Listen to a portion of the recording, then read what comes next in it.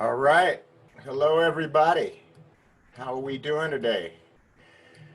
Um, let's see. All right. Looks like I'm live.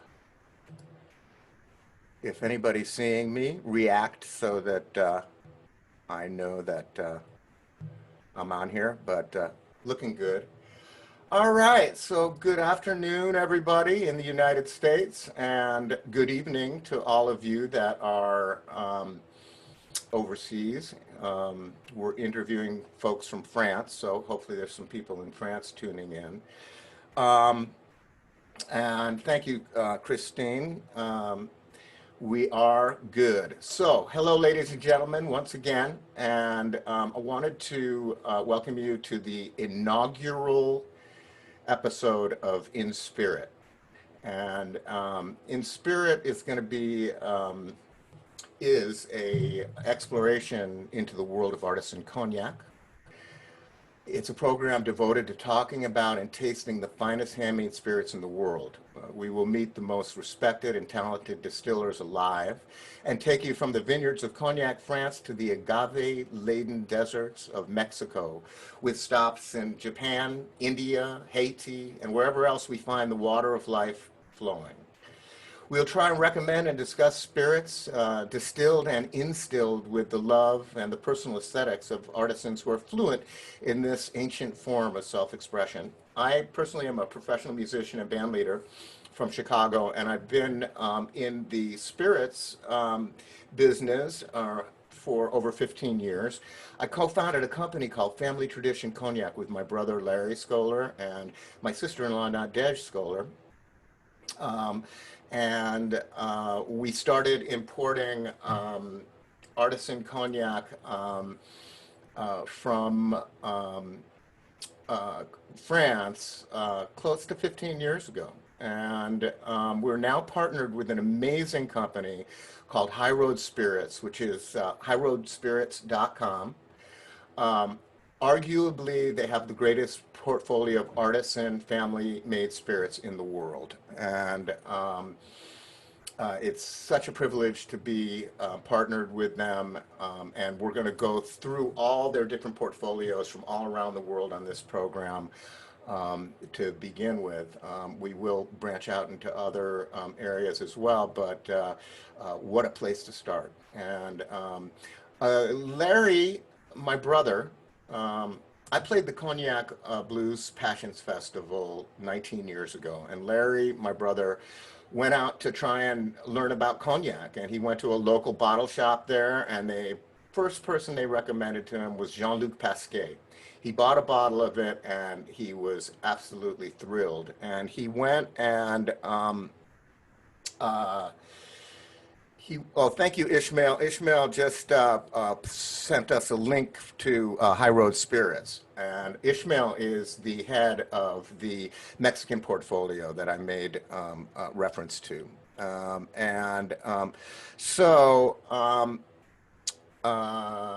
where was I here? I'm trying to get used to all this information and technology coming at me, but it'll be a process. Anyway, Larry went out and found Jean-Luc in Eraville, in Grand Champagne, and they became fast friends. The Pasquets, they have a small 7.5 hectare, which is 18.5 acre vineyard, which is nestled in a tiny township, as I said, Eraville, in Grand Champagne. And the property has been producing cognac since 1730. The family operation was passed on to Jean-Luc Pasquet, who was Jean Pasquet's father, by his uncle Albert, who left Jean-Luc with eau de vie that dates all the way back to the 1800s. Today, we have the privilege of talking to the third generation of the Pasquet family, who continues the tradition of making the purest and most unadulterated cognac available. I'd like to welcome Jean and Amy Pasquet. Let's see if we can get them in here. All right. Welcome. And can you hear me? Available. I'd like to welcome you guys. Yeah, stop your phone and What's Hello. that? hello. No, my phone's off. No, No, me. I was, I Oh, was okay. listening to the solution. You're trying to get the sound situation together. Well, welcome and thank you for doing this. How you guys doing? We're we're good. good. Yeah. We've been on a vacation, so we feel great. Not very far. We were supposed to be in America this summer, but Oh, for obvious reasons, we stayed in France.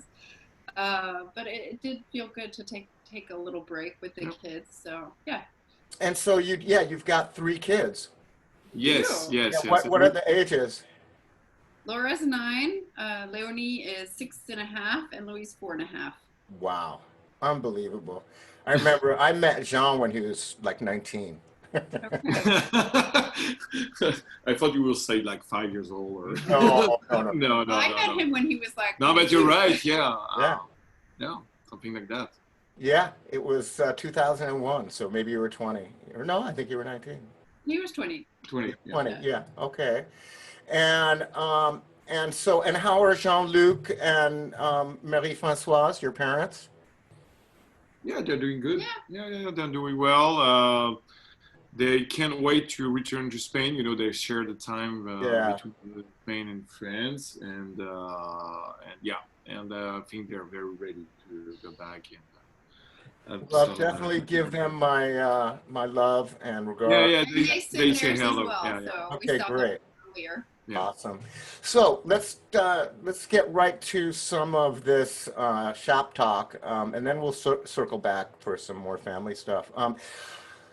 After all, this is about family tradition. So I often describe your philosophy of making cognac as the most non-interventionist method I've ever encountered. You don't chill filter, you don't add caramel, or sugar. You don't you only use native yeast from your vineyard to start fermentation.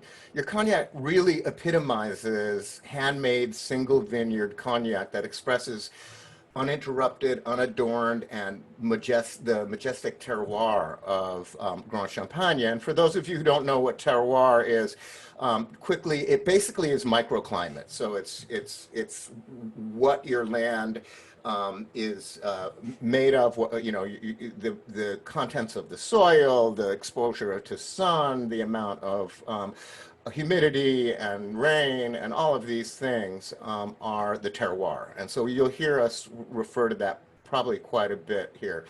And so in 1994, when you, John, were just 13 years old, your parents turned their whole operation over to organic practice, which was a real rarity at the time, still a rarity. Yeah. Still a Less than rarity. 1% of cognac vines. Still less. What's that? Less than 1% of cognac vines are farmed organically today. Yeah.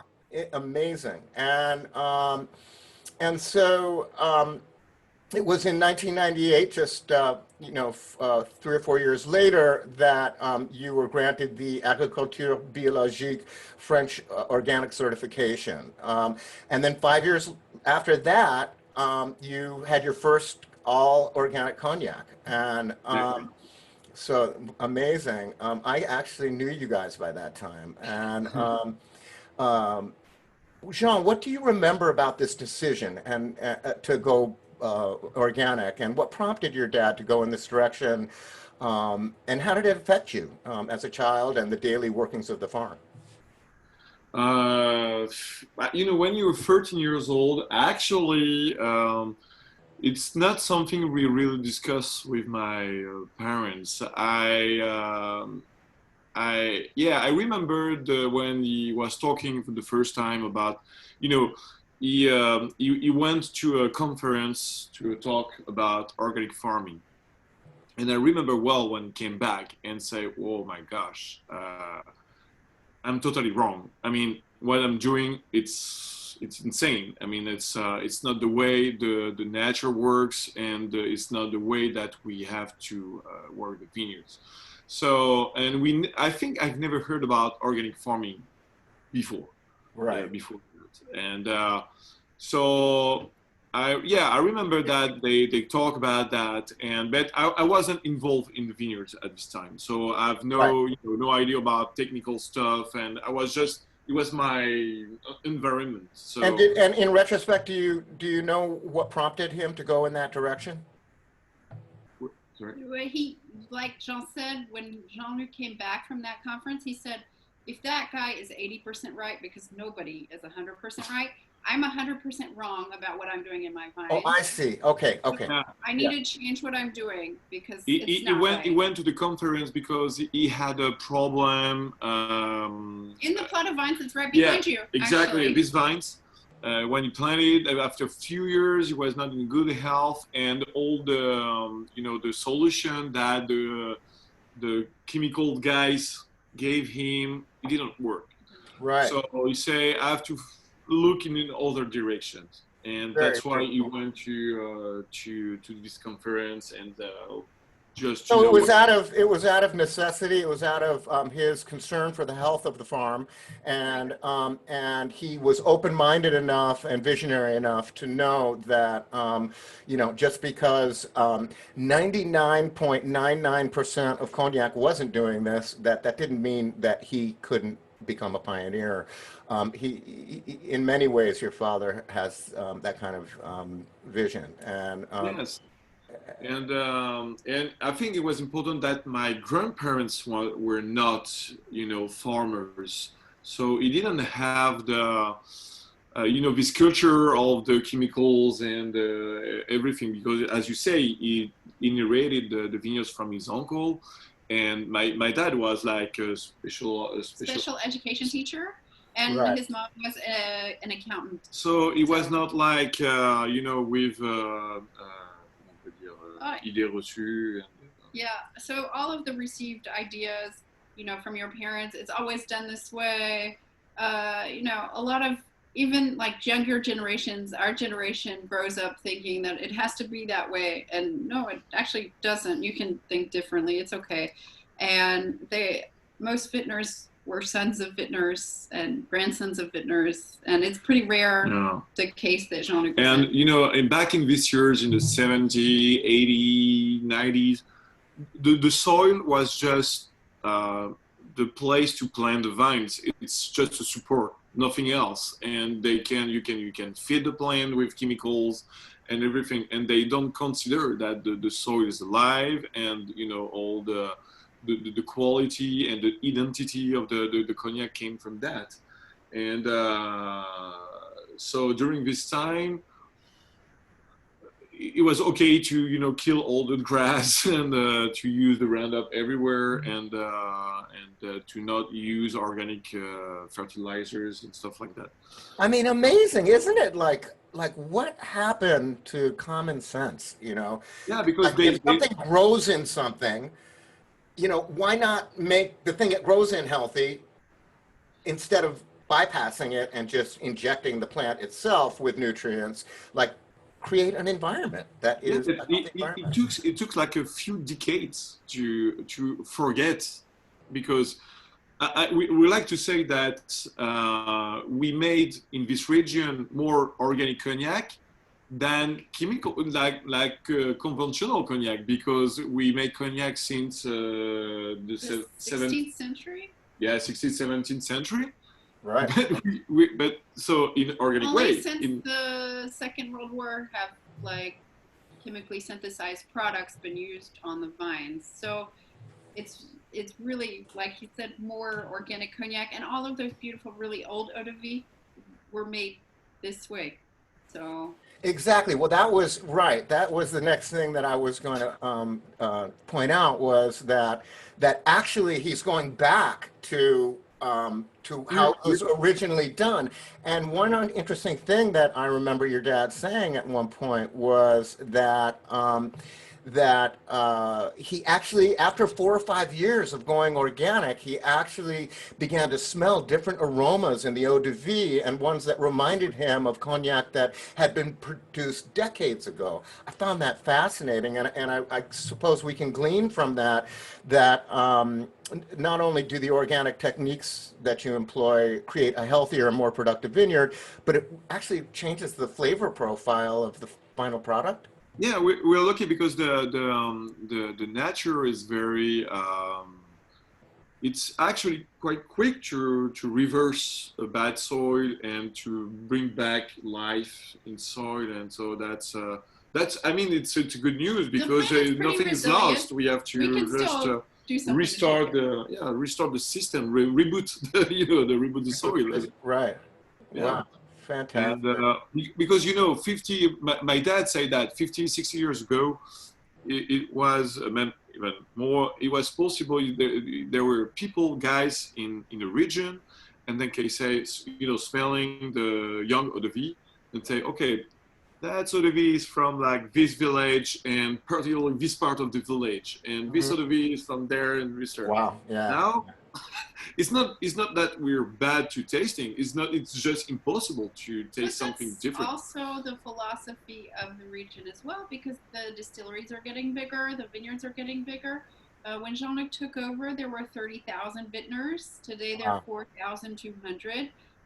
Wow. And the average land size was maybe 1 or 2 hectares, and today it's 25 in Grand Champagne. 25 hectares is like 75 acres, something like that. So it's just gotten so much bigger, and there are farms that are 400 hectares. So you can't know every vine plant, you can't know every parcel of land, plot of land. No, but at the same time, they're all using the same products to feed the plants, and then using the same yeast. And but so we're talking about the globalization of cognac in the same way that we talk about it. I mean, in a microcosm, but same way we talk about sort of how a lot of winemaking has become very generic.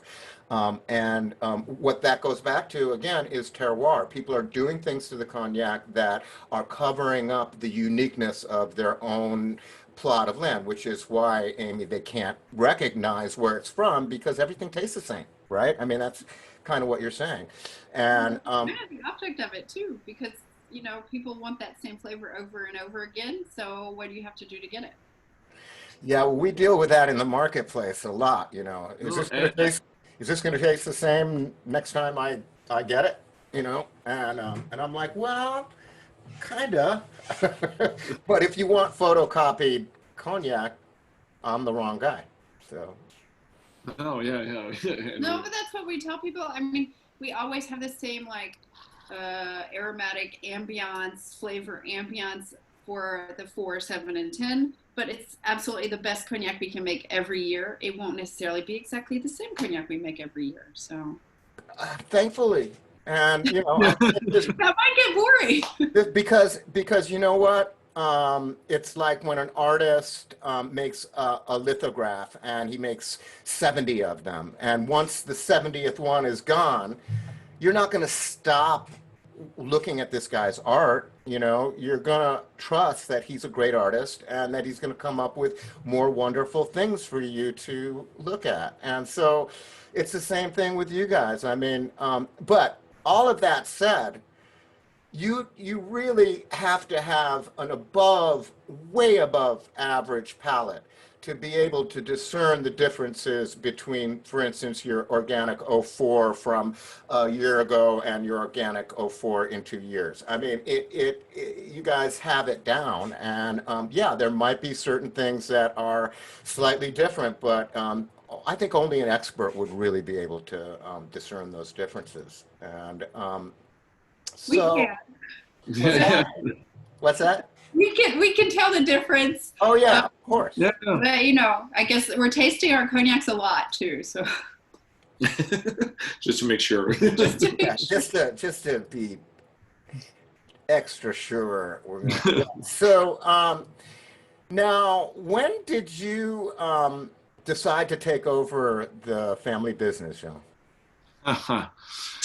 At first, maybe when I was 8, 10 years old, when I was when I was little, and I was thinking to, I will do that. I will do the same thing that my dad is doing.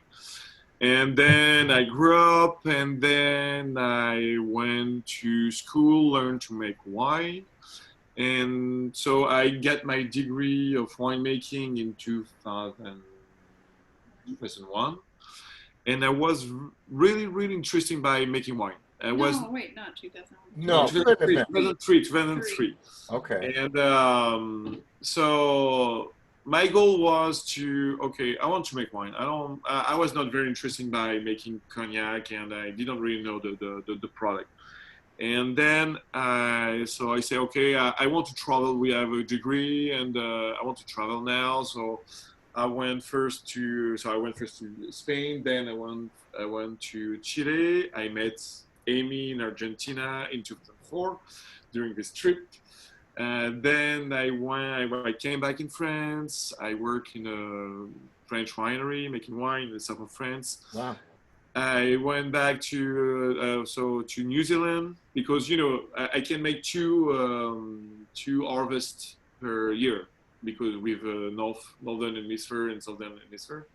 So I went to New Zealand, and in New Zealand,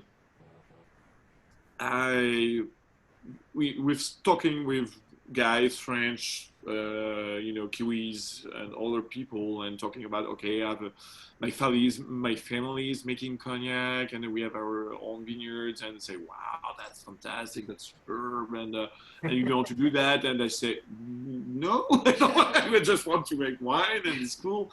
Say, oh, that's a shame, and then I thought about that, and I came back, and I say, okay, I just look more in what my dad was doing, what's the cognac. So, I had to leave to come back and have and to have a new eyes on the new ideas on the cognac. So then when I came back in 2005, I started to work with my dad, with my parents.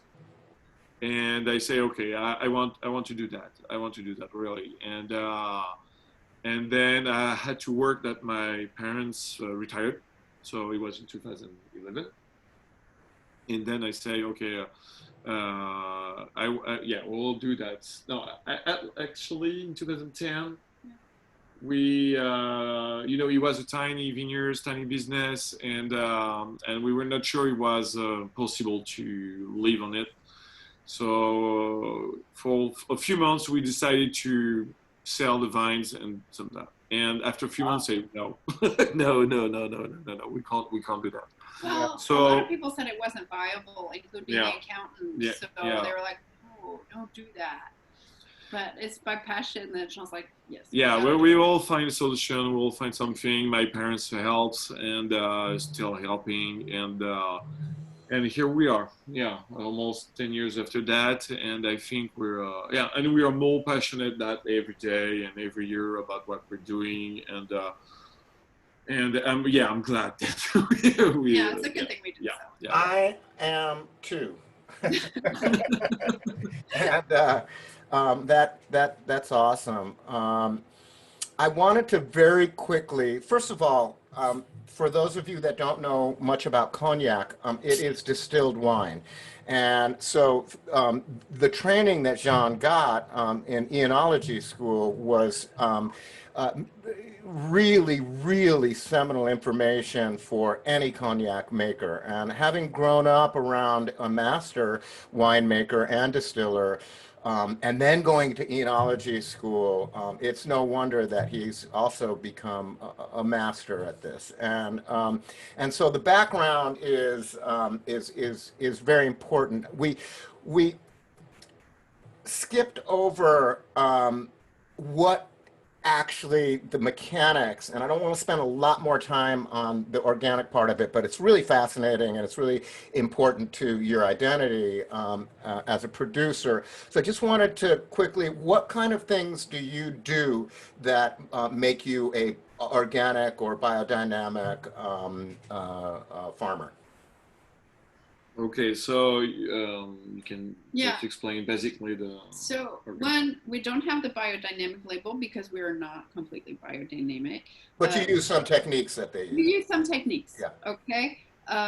So what we do is we have no chemical weed or fertilizer, no chemical pesticides. We only use ingredients that come from nature. So our two major actors in the vineyard are copper and sulfur.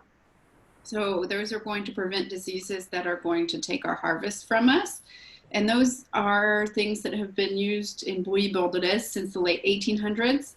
And they're contact products. So like when you take a medicine to take care of you, it goes into your bloodstream.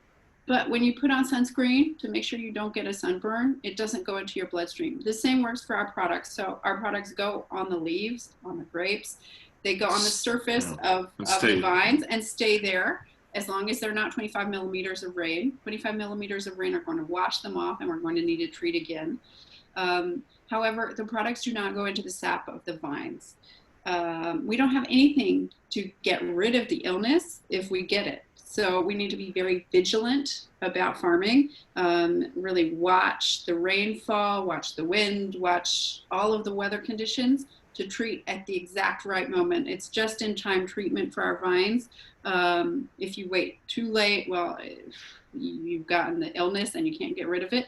If you treat too early, your vines might grow some more and those leaves won't be treated.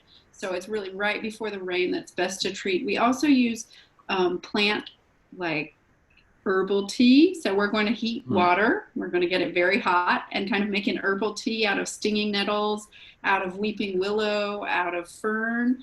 And those are going to give the plants nutrients that they need. Like it's like a natural immune boost for them. Yeah. They have an immune system just like we do. And so if their immune system is in better shape, that's going to mean that they're going to be more resistant when they are in contact with mildew, for example. And yeah.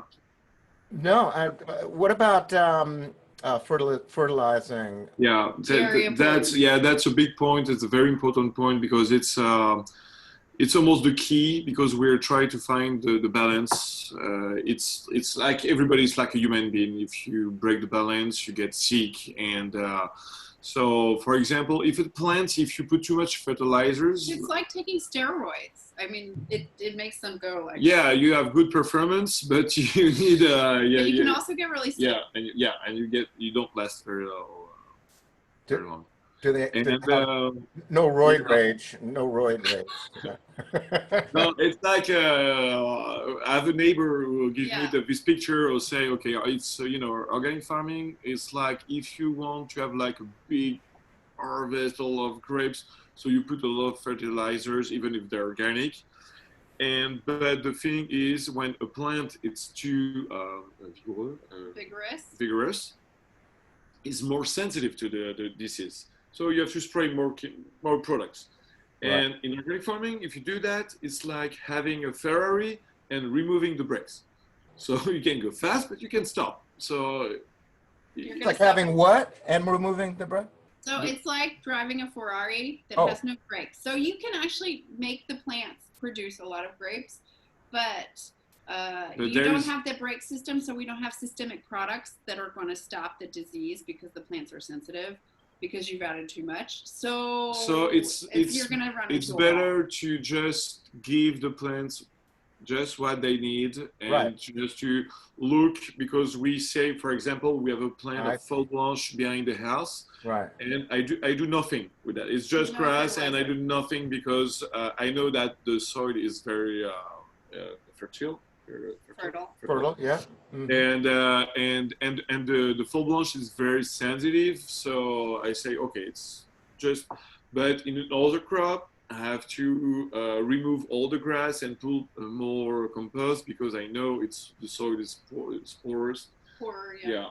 So it's each plot, it's different and it has to be managed differently, and that's to find the right balance between what the grape variety on it, what you want to do, if it's Cognac or if it's Pinot de Charente, and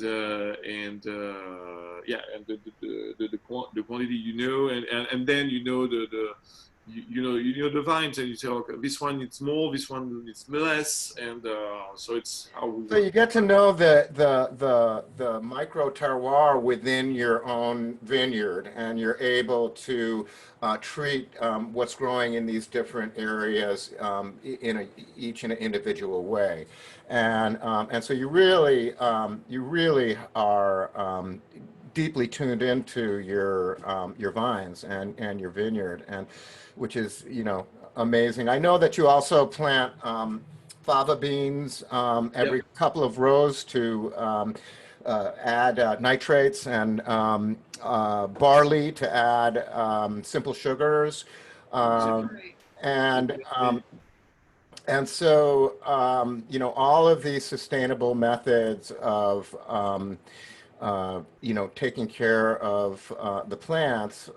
Also, the fertilizer that you use is from animals that actually graze right on Right next door. right Yeah. Yeah. next door. It's my Yeah, I mean, brother-in-law's farm. I mean, we use organic stuff that they grow in the same place where is the vineyard. So that makes sense. I mean, It's agriculture and as it was done 100 years thousands of ago, years. it's what they did. I mean, they used the cow manure to fertilize the field, and use the hail, the paille, Oh. la paille, the Uh, hail, straw. the oh, the straw straw, the straw. for la litière des animaux.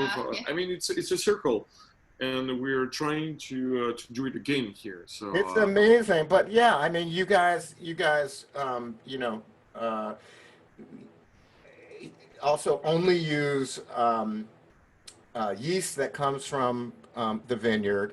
You use fertilizer that comes from animals that graze on the vineyard. To kill weeds, you're leaving the Roundup at the store, and you're doing it mechanically by hand. I mean, this is people who are listening. You have to really think about how much work this is. I mean, uh, just the skill of being an organic farmer is enough for one whole career. And these folks, not only are they organic farmers, but they are super high level winemakers. And when they're done making the wine, they go right into being master distillers. And when that's done, they're master blenders and bottlers. So the skill set is mind boggling. You. No, but it's true. It's really something to behold. So, Amy, you're an American expat, um, Yeah. and where in the States are you from? And how Oh, did you and Jean meet? We kind of touched on that, but right. I'm from North Carolina. I'm actually from a dry county in North Carolina. that's great. Yeah. Really science fiction for Jean. yeah, When I yeah, told yeah. him that I, that I could not exists, believe that no, it was you that no, existed. that's not possible. And for my family, when I was like, yeah, I'm with a distiller, they're like, a moonshiner? No, actually, it's legal. Yeah. That's still really bad. Okay. Yeah. But anyway, yeah, so we met at a winery in Argentina tasting wine. We were the only two people there, and I thought I was pretty cute. Apparently, he thought I was pretty cute. And so, yeah, we followed each other around the world. I went to Chile with him, and then Beautiful. I went to Yeah. New Zealand with him, and then In France, and yeah, and we've been married for 14 years. 14 years Yeah, now. 14 years now. I remember, but I can't believe it's been 14 years so far. But that just is, Yeah, time flies. Can't either. Yeah. But yeah, well, yeah. time flies when you're having fun, right? Yeah, for Um, sure. And kids. yeah, and kids. Okay. Time tends to fly when you're busy because you don't have Yeah. time to sit around and think about it. So, and so you guys met in Argentina, and then kind of the rest is history. And you're now bien installé in Yeah. Cognac for the last almost decade and a half. Yeah, And we've moved around a lot, though. I mean, we lived in Cognac City, we lived in Chateauneuf. Now we're back in Eraville, but we were in Baigne before. you're back in Eraville now. Yes, Yeah, yes, yeah. yeah. We This is are an in a old rental. house. Yeah, This it's is a a rental. rental house. This is not Oh, ours. Yeah. It's not really okay. like ours. But we're building a house on the property when we finally get the building permit. So we'll be between my parents and Guillaume. Yeah. Okay, Yeah. beautiful. And so you two are quite the team, the emerging cognac power couple, and can you describe a little bit how your skill sets work off one another and how you share responsibilities? You got a lot to do. Me? Okay. Yeah. So when I joined Jean back in 2017, it was like part-time because I was working. I'm actually a university professor on sabbatical, but my sabbatical ends next year and I don't really care. I'm not going back because making cognac is amazing. But yeah, in 2017, Jean was pretty much like, yeah, I need you to do this, but then the rest of your time you do what you want. So I kind of carved out a spot for myself. Um, Making communities around Cognac Pasquet and on Instagram and Facebook. And it's really cool to talk with people who love Cognac Pasquet all around the world. And, we're tiny, but that's been really, really fun for me. So I do all like the accounting stuff and the compte matière is like accounting for the actual cognac in our cellars, which is really, really complicated because the governing body of cognac, the BNIC, called me just the other day for 1 centiliter of pure alcohol. So you have to keep like really good track of all of the alcohol. You can't lose any. So that's Yeah. the core of my work here. And then, running around, we bottle together, we do lots of stuff together. Like we have another collection called L'Esprit de Famille that doesn't come from our vines, and we always look for new cognacs together. So no, yeah, because since 2017 we have changed the whole range of the cognac, because before we did an organic VS and VSOP and XO, and we have all this traditional name, and then with Amy we say, okay, we're not just fine with that, and there is something missing, and because behind cognac you never know what you have. And so we were doing that with the L'Organique, so you knew exactly the 4, the 7, and 10, exactly what's in that bottle. And we wanted to propose, so we've been independent from the big houses since 2006, but that means before 2006 we don't have a huge stock of cognac from Jean-Luc or from before Jean-Luc. But we do have friends and neighbors who have amazing old cognacs, and we didn't want to just slap a Jean-Luc Pasquet label on it and be like, we made this. No, it's not true. Yeah, because the decision was, okay, so, or we do like the other ones, we buy cognac and we try to recreate a brand that it tastes like Cognac Pasquet, but we were not okay with that. So we say, okay, we have to accept that we don't have this stock, and we have to do something else. So that's. Well, thank you for changing the culture of non-transparency to a culture of transparency. I think it's really refreshing, and it's something that, after almost 20 years of being in and out of the cognac world, that has been a constant frustration, except when dealing with you all and some of our other producers, that there's no transparency. You don't know. Even the term VS, VSOP, and XO are minimum age designations, and so they almost always undervalue your product, and so you're working with. Yeah, so because, it's really complicated when you have little producers. We know some small producers who make like 15-year-old VSOP, but you don't really know if you're in a store because, and you see it on the shelf. I think how are you supposed to know? Yeah, and the worst category was the XO. And XO, before 2018, it was possible to have a 6-year-old cognac and put XO on the label. Our XO was 25 years old. And when you're in shelves and you have one XO is like 90 euros and the other one is 40 euros, I say, oh, your XO is very expensive. Yeah. It's just 25. This one is 6 years old, 10 maximum, and this one is 25. So it doesn't make sense that with the same name, absolutely, you don't have the same product. So we wanted to have something more simple, clear. That You want a 4 years old, you get the Login 4, the 7 years old, 10 years old. They have, different profile because it's not interesting if we just age, 3 more years the same cognac. Right. So we work differently. We will talk about that later, but it was important for us to be clear on that and Yeah. just to stop with the VSOP and XO. No, I think it's great. That's why we created then for the oldest, the older cognac. Well, you don't have that in the US yet.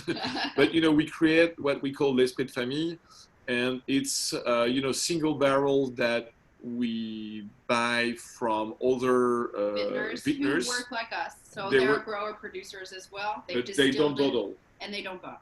They don't bottle, so they supply the big ones. So is it a brut de fût? Is it direct from the barrel? It's almost a brut de fût, but it's never 40% of alcohol. Never, ever. Right. It's no. Yeah. It's for example, this one, Cognac d'André. It's a Petit Champagne, 1973, and it's 51.4. So I did put some water. So our job is to select the best barrel that we can find in the cellar, and then to bring back in our cellar and to do the finish. It's just adding the water to the perfect balance for the tasting. They're not all and then bottling. And we give the name of the producer on it, and there's a booklet, and we explain how we met. And the story of the family, and it's how the ODV was made. Yeah, and how the incredible. Yeah, well, that's amazing. Transparent. It's not us. We give a credit to the tribute to the person who do that. So something that Amy said bears explanation for our viewers. She said that you've been independent from the big houses since 2006. Is that what you said? Yep. So let me just quickly explain what she means by that. Most of these small producers that are the heart and soul of cognac, of the cognac region, are under contract with what we call the Big Four. And the Big Four are Hennessy, Remy, Martell, and Courvoisier. And most of our producers, except for the Pasquets, 80 to 90% of all of the eau de vie, or the distillate, goes to Hennessy or to Martell or Remy. Which is sad because this skill set that we've been talking about is so unique, and it's a form of self-expression. I'm a musician by trade. To me, it's like making music, and so to have to sort of stop them in mid-process and take 80% or 90% of their material and then give it away or sell it because you have to survive, because they have such a monopoly on the market that it's very difficult to survive without that. Some of the work we're trying to do with Family Tradition Cognac is to create enough of a market so that these independent artisans can really truly express themselves. And congratulations to you guys for being way ahead of the curve on that. And that's amazing. That's 14 years now you've been out from under the well, to use a pertinent American image, out from under the knee of the big producers. And and look, it is a form of it's oppressive in a way, and to be able to be free from that, I think, is a wonderful thing. Not that folks who do have contracts with, for instance, Hennessy or Remy, are not happy about it and have a great relationship with them, and that it's not, but if an artisan really wants to make their own art or craft, then they should be able to do it. you know, so I just think it's a wonderful thing that you guys are doing. I want to talk more about this line of l'organique. You have the '04, the '07, and the 10. And I will do a little bit of a, let me see if I can, all right. Can you tell me a little bit about how this came about and what the philosophy behind the coupe is? In other words, the assemblage. I am going to let them see how gorgeous this. Can you see that now? Yeah, yeah. Yeah. So this is the new packaging. This is the '04 organic. I think it's a stunning package. People absolutely love it. What is it now? 2 years old? 2 or 3 years old? It came out No, in in 2017. 17. 17, so 3 years old. Yeah.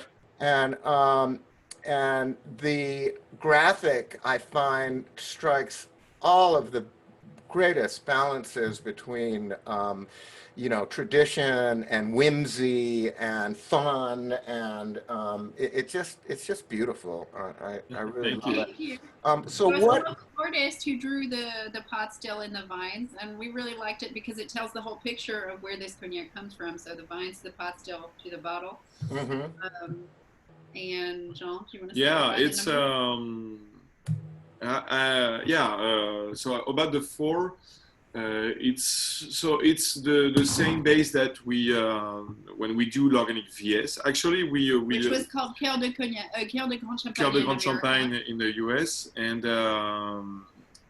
we decided to change the packaging, the labels for this cognac because I love this cognac.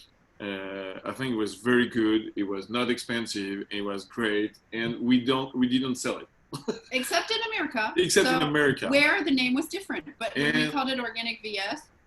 and I said, damn it, why? So we say, okay, let's try to change the packaging and the name and see what happens. So we went to an agency and they did this great job, and then we multiplied by 3 or 4 the sales of the this cognac, and was happy because yes, I can sell this one because it's good.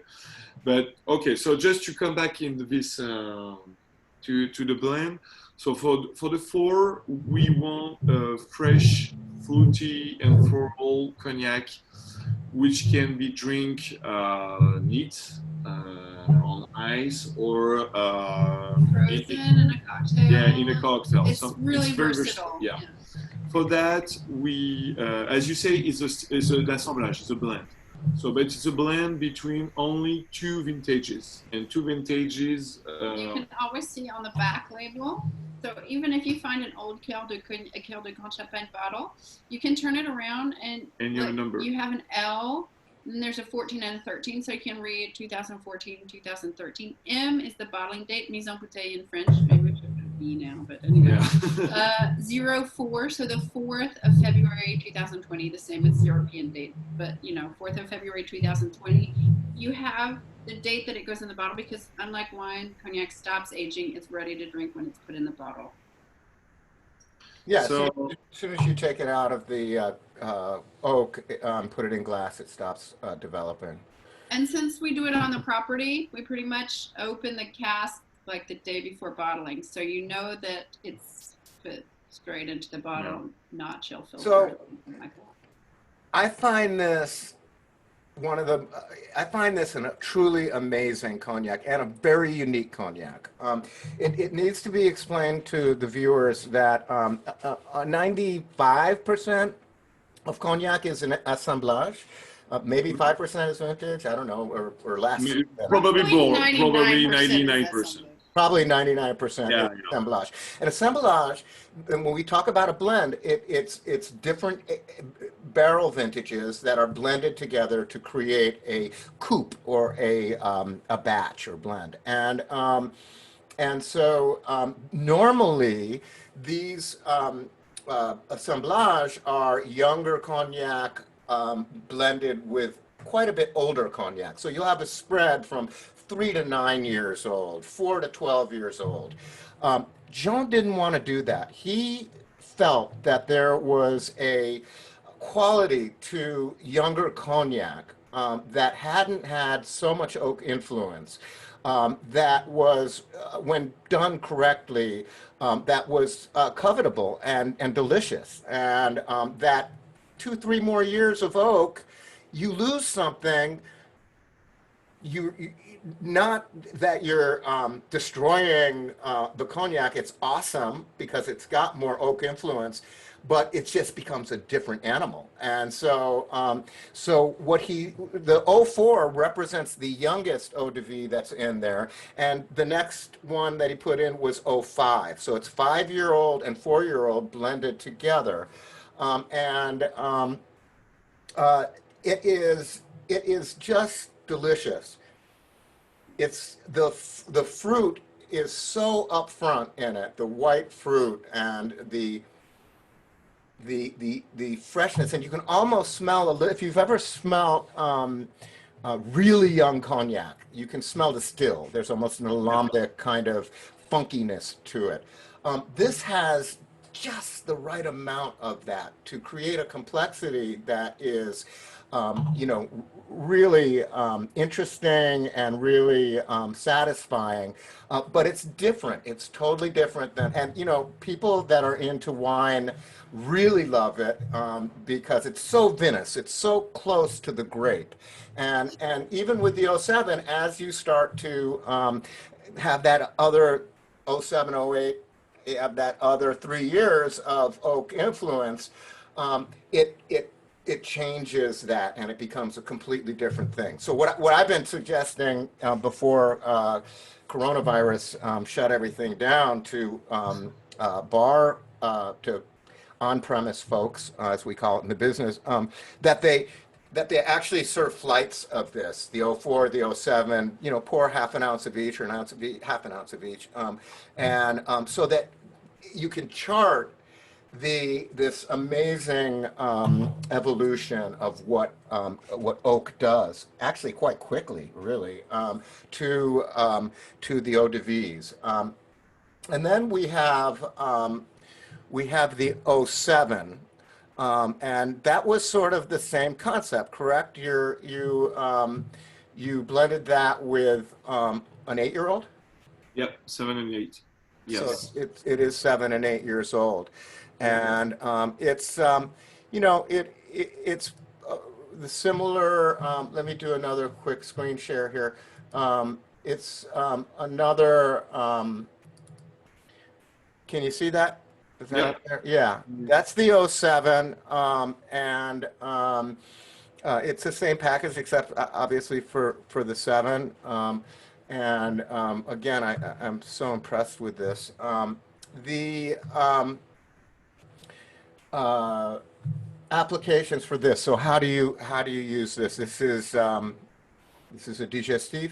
So we say when you're making a cocktail, 4 is really good for long drinks, 7 is good for short drinks because Okay. 4 is a bit too fresh and fruity. 7 is good; it has the spice, and then 7 is a digestive. 7 neat or with ice. Yeah, it's more, for example, the people who like or involved in the rum, yeah, they Right. usually like the 7 because it's more spicy. And just to explain more how we work now about the eau de vie, I won't say that everything happens the first 12 months, but it's very important that on one vintage. So some of the fresh eau de vie goes in a new oak barrels, some goes in a 1 year, 2 years, 3 years, and more. And after 12 months, more or less, I just remove each batch and I do 3 blends inside, so I keep mostly the new oak barrels to make the 10. Okay. But I take some of that to blend with the 1 years old and 2 years old to make the 7, and to keep the the organic for on the freshness, on the fruit. I don't use like New York barrels. It's a used barrel because the impact of on the aromatic of the woods will be too much if Right. I use New York barrels. It needs time to digest the oak, so it's at least 10 years to digest this new oak. And so that's why after 12 months, I give direction, and then each batch, it's aged in red barrels, and then I work on it for the reduction. Explain what red barrels are. They're 5 to 15-year-old barrels, so they no longer give off wood tannins, but they allow the cognac just to the mature, air oxidate, exposition that it needs, and it also keeps the memory of the old cognacs that were in it, so it'll give them an idea of that. But we've been working hand in hand with a local cooperage, a really artisanal cooperage, and they taste our eau de vie, and they also really help us choose the right wood, choose the right barrels, choose the right heating to go with the style of eau de vie that we want to create. So every year we're still working on that, and I can't wait that you taste what we have in cellars and what is going to be. Yeah. We have like in 2, 3 years, 4 years, 10 years, we have fantastic. When it comes to cognac, we have to be patient. It's worth it. It's worth it.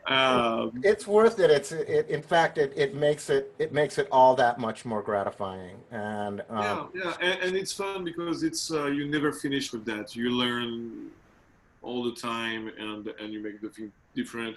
And as the vintage is different, or the cognac react differently with the woods, and so no, it's. So then this is another part. The whole cooperage thing is another part. This is the art of making barrels, and there are two main forests in France that they make the barrels from. One is in Limoges, and it's called Limousin oak, and the other one is it pronounced Tronçais?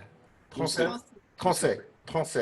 So Tronçais is a man-made forest, and so it's more densely populated than the Limousin oak is, which means that the grain is going to be much tighter in those barrels, and so it's going to impart less quickly and less of the sort of tannins and vanillin flavors that are imparted. Whereas the Limousin oak is a natural forest. There's a lot more space. The trees grow faster, and they have really big grain. And thank you. And so again, like there's so much complexity in the different details of the process, and we're not even scratching the surface of it in this. And we'll do more shows about cognac where we can get more geeky about it and really start to learn some interesting things. Then we've got the 10-year-old, and I just wanted to quickly go over that. I don't need to show that because it looks the same. It's the same as the other one, other two, except that it's got a 10 on it. And that's 10 and 12 years old. Is that correct? Or yeah, 10 to 12. Yeah, it's 10, 12, 11. It depends of the batch, but it's no more than 12 years old. Yeah, and sometimes I feel like I can almost taste the beginning of Roncio there. And am I tripping, or is that? No. It's right. It's when I created the 10, it was a new assemblage in our range, because before we had the 4 years old, the 7 years old, and then it was a 15 years old.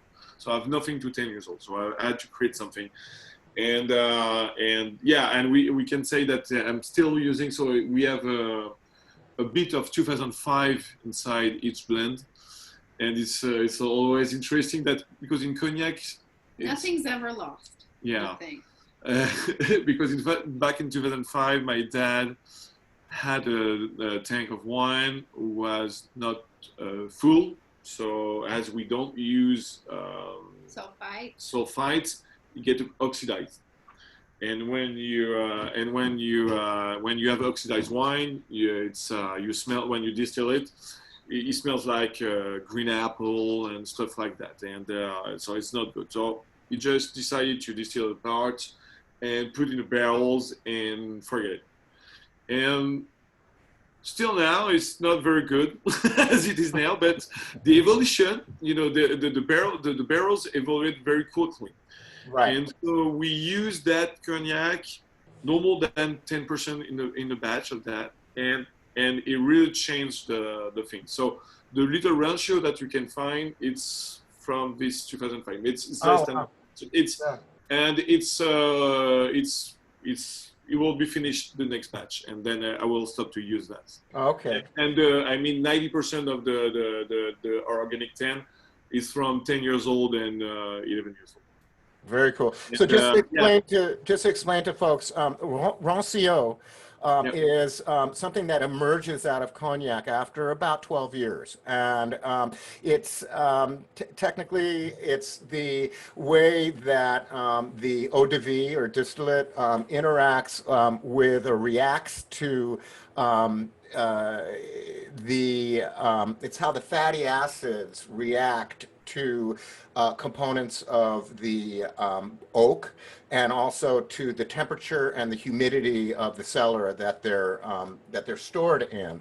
We call the cellar a chai, and so all of these things combine to create something that there's a chemical reaction after about 10, 12 years, and it starts to get more and more intense as the longer that it's aged, and it's very unique to the Charente.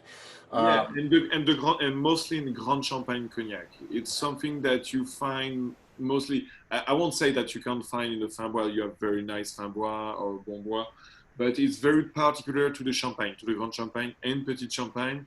They have this, profile, aromatic profile, made to be aged for decades, and because we realize that sometimes some of the Fin Bois are not that interesting. And they're very interesting as a young cognac, like even better, sometimes like some champagne, even better. No, just but yeah, just to give some general. But in the Grand Champagne, it's due to the because we distill with the lees. It's important that distilling with the lees, it gives more fatty acids and then the Rancio with the aging. Are there any distillers who don't distill sur lit? Martel. Wow. Martel is 100% without lees. And a lot of the producers in Bordeaux don't use lees. So those wines are often distilled just the wine. Here in Grand Champagne and Petit Champagne, Rémy Martin asked for all of the lees. So Martel, no lees. Rémy Martin, all the lees. But Hennessy is sometimes on the fence about it. They go back and forth between clear wine and lees. Right now, they want the lees. Yeah. See, that's the other thing that kind of is galling to me is that, these big producers actually dictate to these artisan cognac makers how they should do certain things in order to live up to the contract. And it's in the contract with Hennessy, if I'm not mistaken, that you can only use Limousine oak. And again, they're telling some people they can distill sur lit, and so it's a little bit. Yeah, but I mean, it makes sense because it makes sense for us because it's in industrial way. If everybody does what he wants in this side, for them it's complicated to recreate the cognac. Oh, absolutely, of course. They want to do that, so they have to ask. Okay, you do that. You use this. There's got to be consistency so that they can blend this stuff together. Who work in the big houses, and they say, but for you, if somebody loves your 4 and then they don't find it again, the same taste, no, people want the same flavor year in, year out. That's why we ask people to do that. For spirits, it's very true that the people are expecting to taste the same thing, whatever which bottle is, but to taste the same. But we think that we are, a wine grower and vine growers, and we make like wine. The wine is not the same taste every year, so we, Sure. we expect that our cognac doesn't taste the same Oh, every year. So. really fascinating. And so we've been at it for about an hour and 5 minutes. Do you guys have another 10 or 15 minutes in you? Yeah, Yeah, yeah, yeah, yeah. sure, I'm sure. Okay. gonna. Oh, The oh, kids Yeah, are the making kids are some noise still. upstairs. There's a party upstairs. So there's a awesome. Because but, we're going to do part 1, part 2, and part 3 of this. It's so fascinating. But I have to go to this product right here, which is, for me, is the greatest Pinot de Chiron I've ever had. Um, Thank you. and There. and there it is. That's the classic bottle from that region, the Charentaise bottle. This is Pinot de Charon. Can you explain to people, amazingly, the the response to your Pinot here in the United States, especially in contrast to other Pinots, is it's 100%, and it's the um, best-selling product that we've got in our entire portfolio, Family Tradition Cognac, and people are blown away. Number one, that they don't know what this is. Yeah. Chefs go crazy. Bartenders that are sophisticated and are just completely blown away by this. And I've made a lot of friends turning people onto your Pinot de Charon. Can you explain to the people what Pinot is? So Pinot is originally a mistake. Here they used to vinify in the same barrels that they aged cognacs in. So you're aging cognac, you're putting new grape juice in to make wine. But if you don't take the cognac out, the wine is not going to ferment. So that's what happened. Some guy put some React like 400 years ago. Yeah, many years ago. Many years ago. So we've been making the mistake on purpose for many years. And it's like traditional before dinner drink in Charente, but in the US you can drink it as a dessert wine. And now the Comité du Pinot, so the organizing body of Pinot, has some like amazing cocktail recipes with Pinot. Yeah, so, everybody understand it's grape juice with and cognac. Fresh young cognac. Yeah, well, I was told years ago that in the 1560s, a distiller wanted to make wine for his family, and so he went into his shay. He poured a bunch of grape must, which is just unfermented grape juice, into a barrel, and came back 3 days later and couldn't hear it bubbling. Fermentation is actually audible, and so he dipped his ladle in there and tasted it and realized that he had messed up and poured it onto maybe a third of a barrel of cognac. What happens is the eau de vie hits the juice and it kills the yeast that's in the juice, preventing it from doing any kind of a primary fermentation. And so he disgusted, put it in the back of the cellar for 2 years, needed the barrel, came back, tasted it, and realized that he had liquid gold. Yeah. That's the story. That's the story, exactly. the way I've been telling it since I heard it that way years ago. But yeah, and so discovery through accident. And my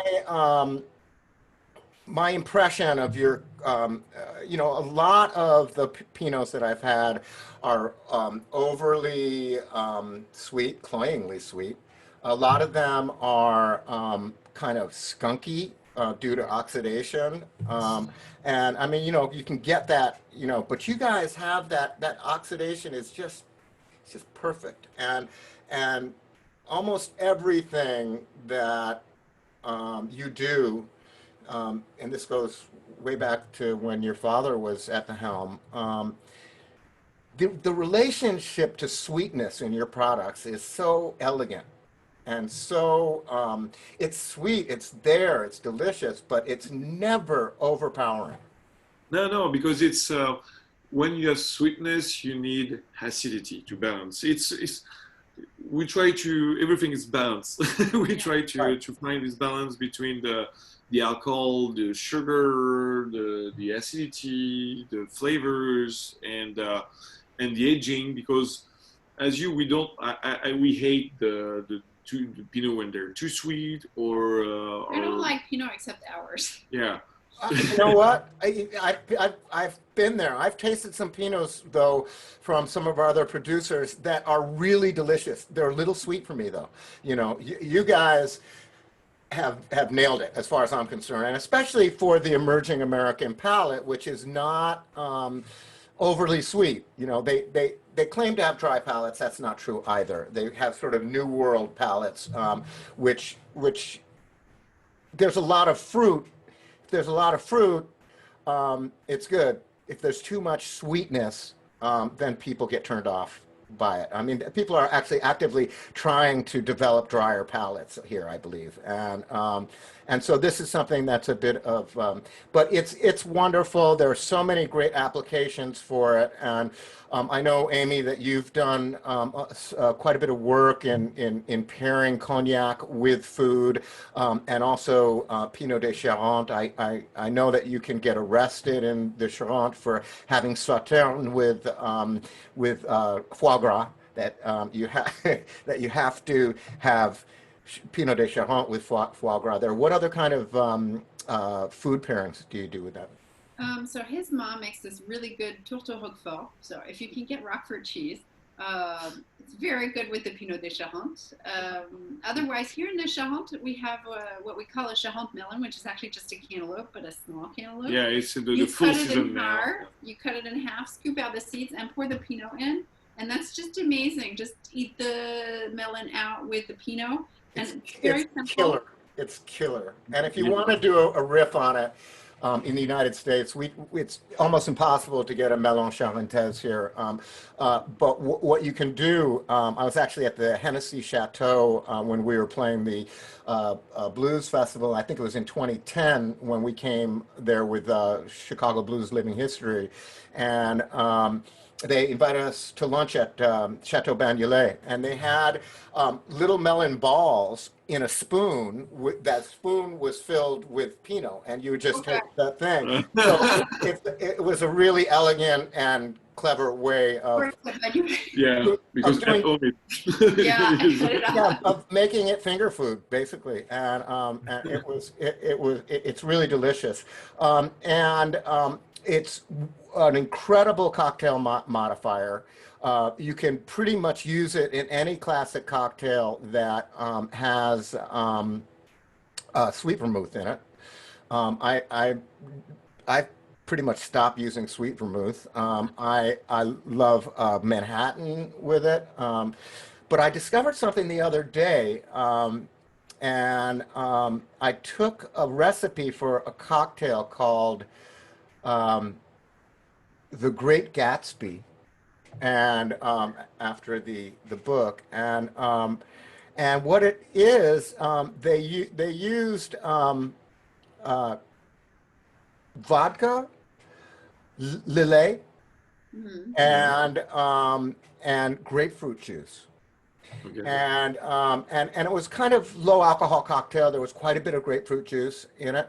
I'll post the recipe. But so those three ingredients shaken and poured over ice. Fantastic. I mean, I'm a huge fan of. So I obviously substituted the Lillet with the Pinot, and so we'll have to figure out a new name for it. Yes. with a French twist to it. And you know that we have Pinot Rosé now. I do, but I haven't tasted yet. I haven't tasted it yet. Yeah. And now I'm not allowed in France. Yeah. And so for the time being. We'll ship you a bowl. So and I will say that you can do a simple, very simple long drink. It's Pinot with tonic. Have you tried that? Wait, say it again. I'm sorry. No, Pinot and tonic. Pinot and tonic. Oh yeah, sure. I love it. It's Sure. simple. Super easy It's and really. But I'll tell you what my favorite Pinot cocktail is.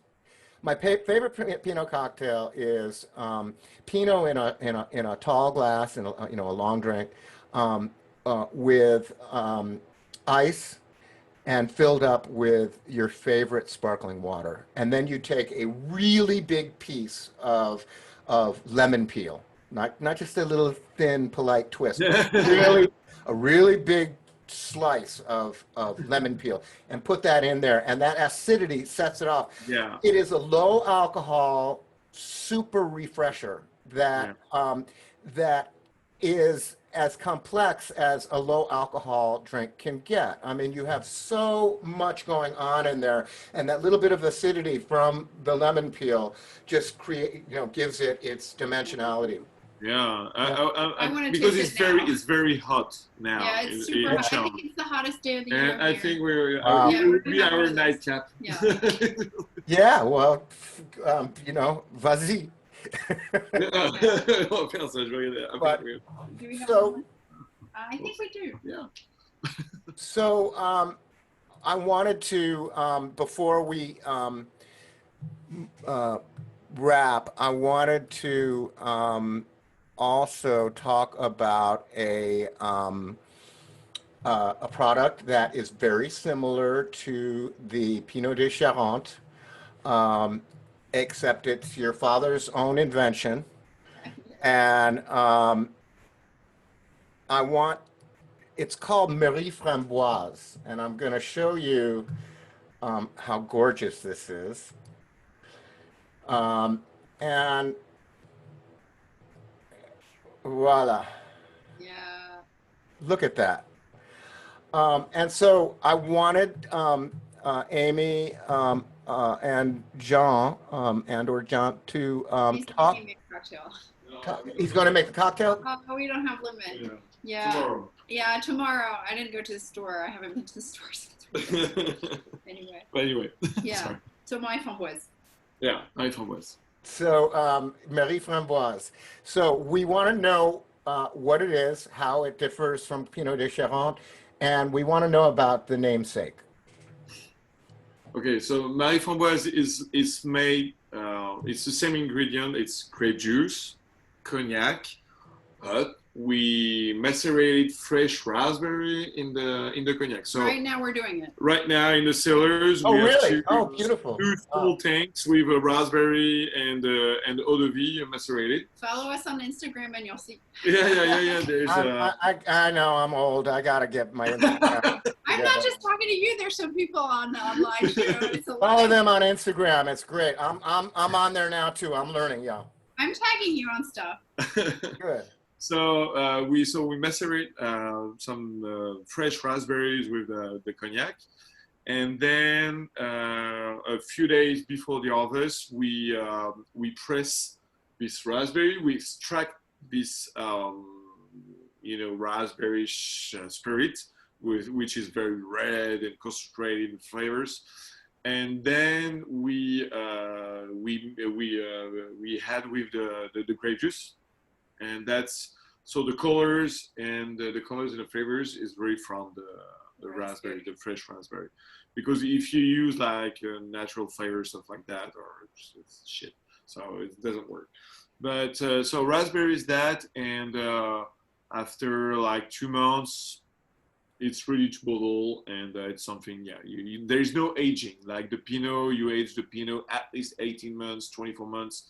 The Marie Framboise, it's sell for 2 months, 3 months during winter, and then it's ready to go. And I don't Okay. think you said my mother-in-law Ah, is yes, called the name. my Françoise. So framboise in French is raspberry, and Jean-Luc wanted her to have a raspberry drink because she loves raspberries, and he made it for her. So he called it my framboise, and now lots of people call her my framboise. So yeah. Call her Marie Framboise. Yeah. Or people came to the house and say, "We want to buy Marie Françoise." I say, "No, I don't." No. I keep this one, but that's and we do that. Yeah, For 20 years. 20 years now. Yeah. I remember. We only do like 2,000 bowls per year. It's because we don't. It's hard to find the organic raspberries, and it's every So year. very, very limited. So it's mostly sold in the US. Well, it's phenomenal. It's phenomenal, and people absolutely love it. And if they love red raspberries, because it's the flavor of red raspberries incarnate, and the that whole thing we were talking about sweetness is super operative in this. I mean, the Marie Framboise literally evaporates off the back of your tongue in a dry finish, and so that you get all of this sweetness up front from primary sugar, and then it just sort of disappears and is really elegant on the finish. And again, you can use this in a lot of different cocktails, but my favorite application or way to drink it, honestly, is neat and chilled. And and that's the same. That's the classic way that they drink the Pinot de Charon. These are very, very versatile drinks, and I recently, because of my affiliation, my new affiliation with Leica Spirits, which is also under the umbrella of High Road Spirits. This is the Mexican portfolio, and my good friend Ishmael Gomez is the owner of that company and the curator of those mezcals, tequilas, and sotos. And so he's got a couple of different mezcals, and again, these are family made. His mezcals are made for the most part by I think she's almost 80 years old, woman from Oaxaca, and you know, they don't even source native yeast. They just leave the pot open so that whatever happens to be growing in the area at that time of year, the yeast is airborne and it lands in there. So whatever lands in there, and so if avocados are pollinating at that time, it's avocado yeast. If it's oranges or whatever, yeah, it's amazing. And they leave that up to, and so he's got an espadin that and by the way, I'm going to have him on this show, I believe on August the 6th. We have to confirm that, but August 6th, we're going to do the same thing with Ishmael. But we were doing some, we call work with some market work in Minneapolis one night, and one week. And one night we took his Espadin mezcal. Espadin is the varietal of agave, and it's got some smoke to it, but it's not super smoky. And we put Marie Framboise in it, along with some lime juice. And we made a raspberry margarita out of it, a Marie Framboise mezcal margarita, and I can tell you that's the only margarita I want now. And it's so good. Just use a margarita recipe in terms of proportions, and try it. It's if you like mezcal, it's to die for. You could also use a blanco tequila with it as well. And of course, Marie Framboise goes beautifully with many different kinds of desserts, and you can. It's what we really mostly drink chocolate, with a chocolate cake. Right. And so, how do you guys look at the future of cognac? What do you see changing, and where would you like to see it go? So there's lots of uncertainty because of climate change here. So like Jean was saying, it's really hot. So we don't know what's going to happen with the vineyards because there's a lot of investment in going into like finding a new grape just in case, or finding hybrids. But I think I mean, just well, without talking about the future in the No, vineyards, okay, but future. about the sales and the economy. The cognac is doing well. The numbers are good everywhere. We thanks to the social media, the Instagram, and everything. It's easier now to talk about cognac and to show that, because we don't have the millions that Hennessy has to do the promotion, and so we see that there is a lot of like young guys or And women and too. women, but guys Okay. in general, women are are interested by the cognac, are discovering that the small brands, Right. and so I mean, for us as small producers doing like raw cognac in organic, I'm not worried. I'm not worried. I think there are people there that really want to to have real stories, real products. They can, man, now with internet, you can deep and search and get your bowls delivered to your house. It's easier. So the cocktail world Yeah, there are a lot of people push a who lot are making cocktails at the home now, cognac. so Yeah, yeah. So it's still for some people here in France. Some people are still thinking it's for old people. You need the fireplace with the dog and the big balloon glasses, and it's expensive and it's boring and but burning. we're not the But only young people changing but cognac, less so. and less, and the cognacs start with the small brand to be more attractive, more fun, and I think some even people. among the big brands, they're shaking things up too. So. Yes, and the big brands sometimes say, "Oh, master blend something." They try to do And small trying batches. some like small batches and barrel finishes. So the category is less boring, I think, than it used to be.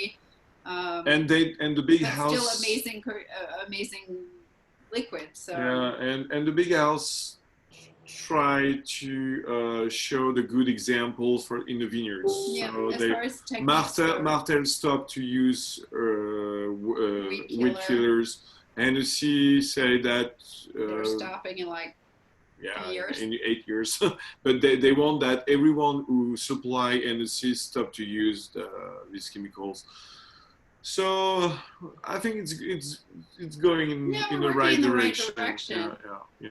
Yeah, I mean, I see that definitely the perception of cognac as something that you can't use in a cocktail is disappearing.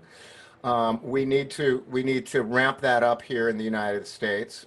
We need to get on more cocktail menus, and that was going to be my focus before all the bars were shut down. And so we're going to try and through this program make cocktails with people and show them how amazing it is as in cocktails. The other thing is that.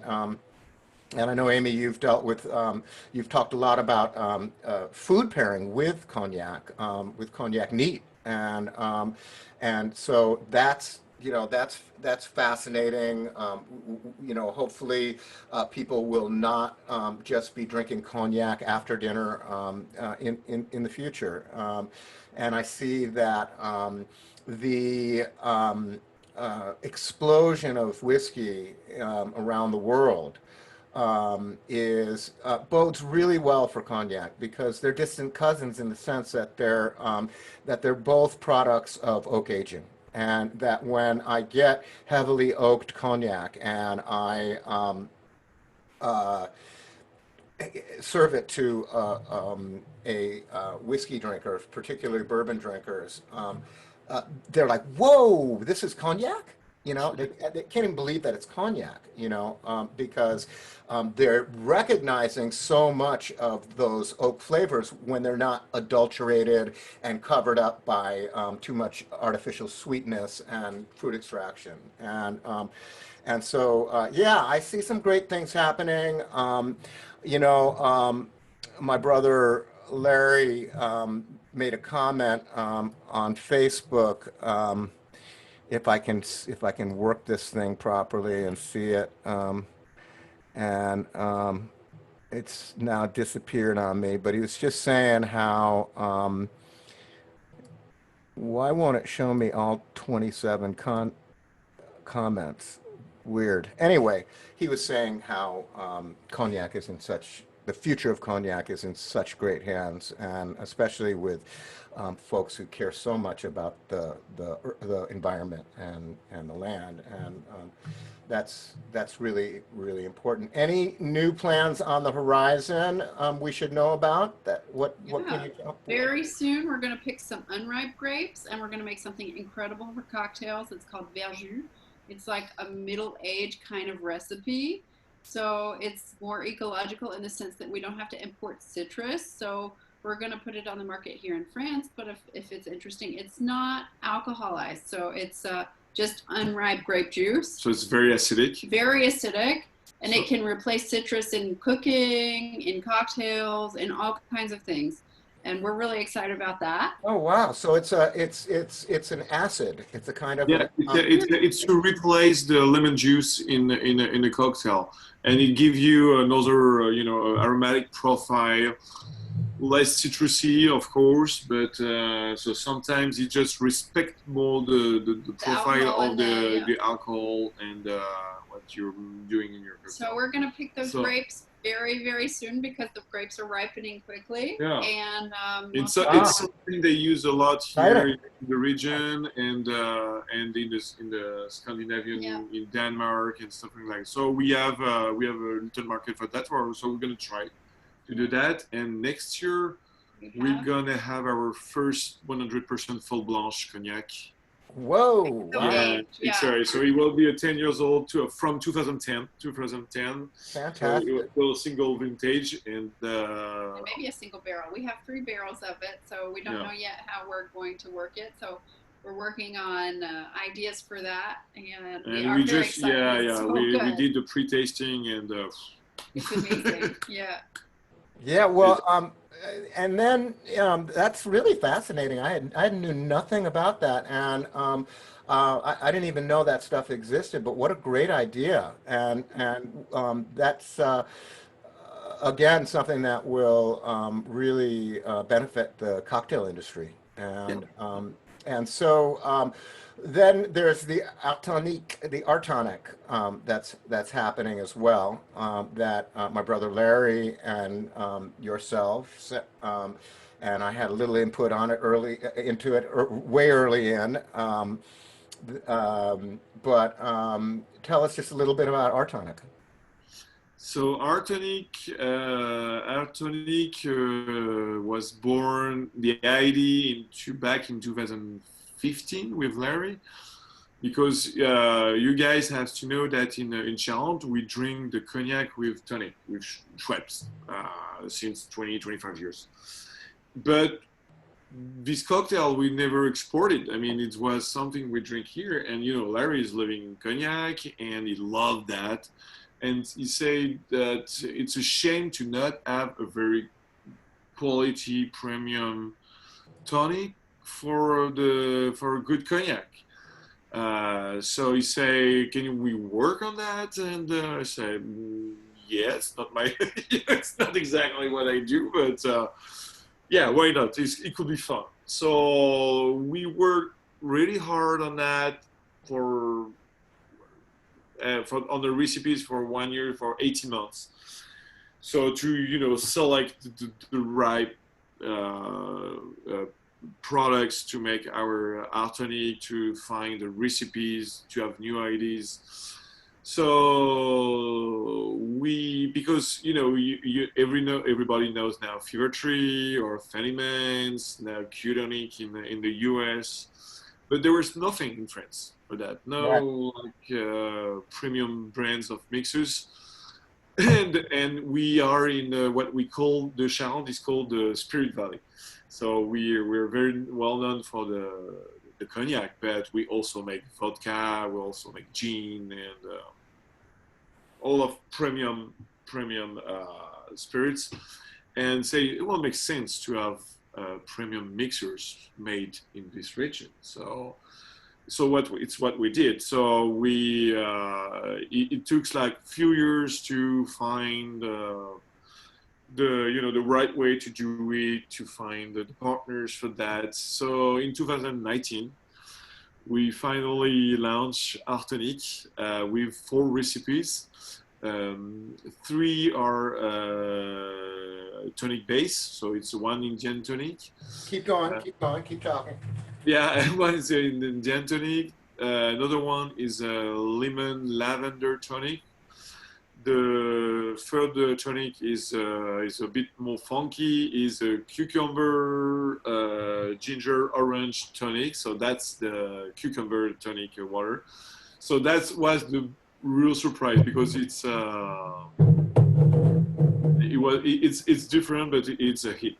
So the Indian tonic with so it's more the classic way, but more. We put some roses flavors on it, so it's more floral. So this one is a lemongrass soda. It's one of my favorite in the range, lemongrass soda. So it's lemon, basil, and ginger. So it's no tonic. There is no bitterness, and this one with the cognac, wow, killer. I know the cucumber is just ridiculous. I mean, it is the essence of cucumber. All of them are. They're the greatest tonic waters I've ever had. And yeah. We thought so.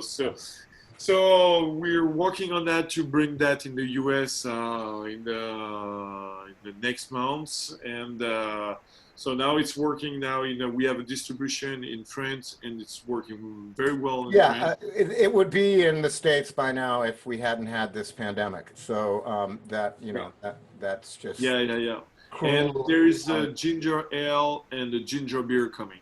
I can't wait to taste it. I haven't and we found a great recipe for both. And because we were working with Larry yesterday.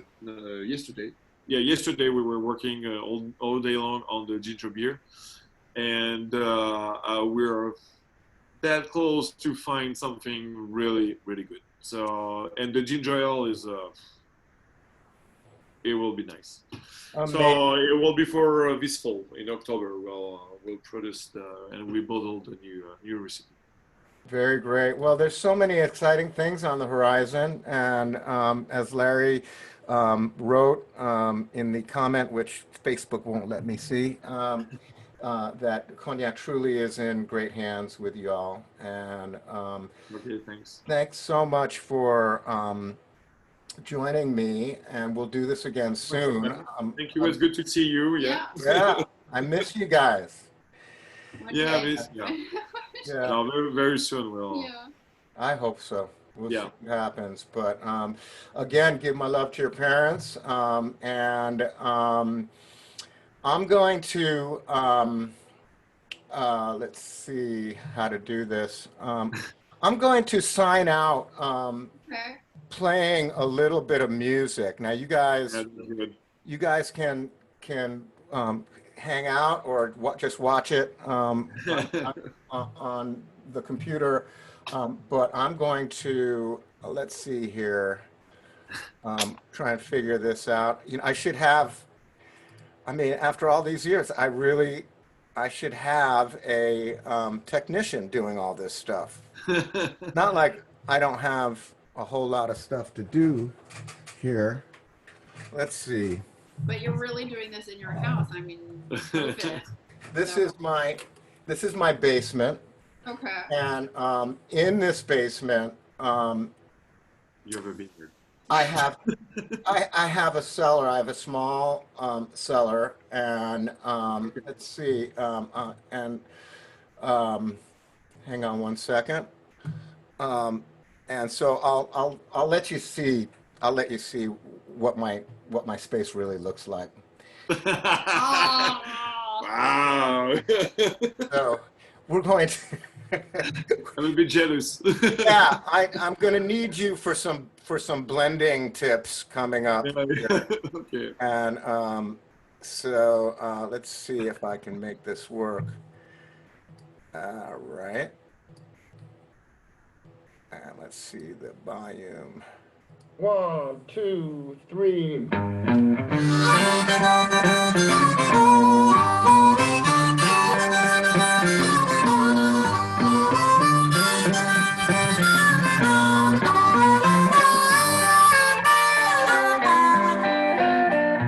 crazy about you, baby. Wonder do you ever even think of me?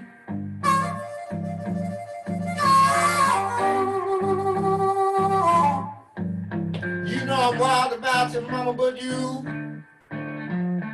don't care nothing in this whole round world of me.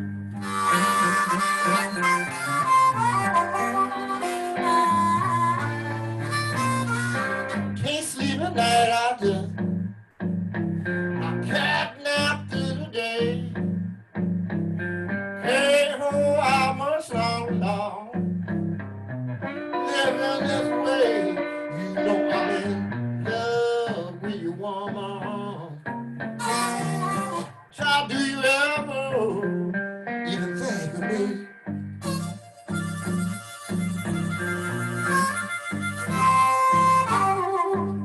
You know I'm wild about you, baby, but you don't care nothing in this whole round world for me.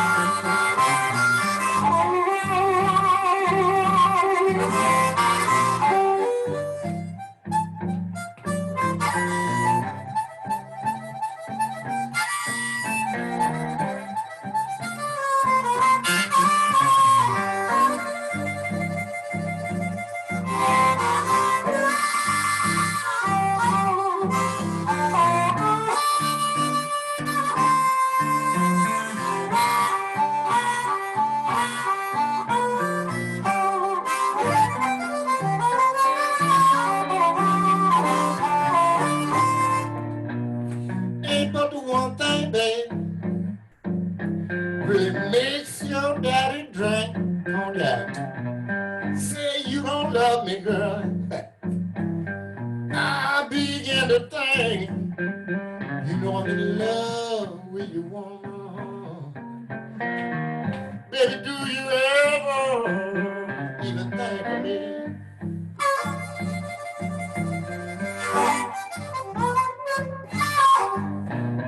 You know I'm wild about you, darling, but you don't care nothing in this whole round world for me.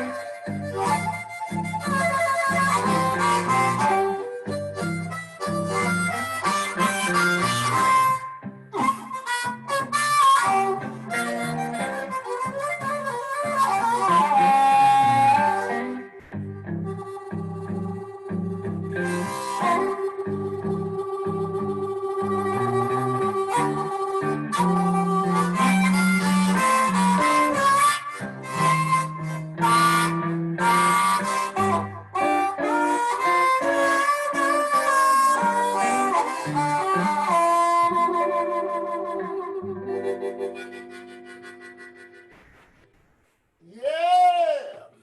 All right, all right, all right.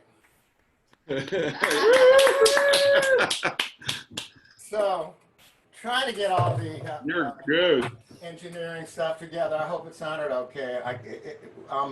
I'm getting some other gear to try and make this all work, but hopefully the mix was good. I'd like to give credit to my guitar player Tom Holland, who recorded that that track.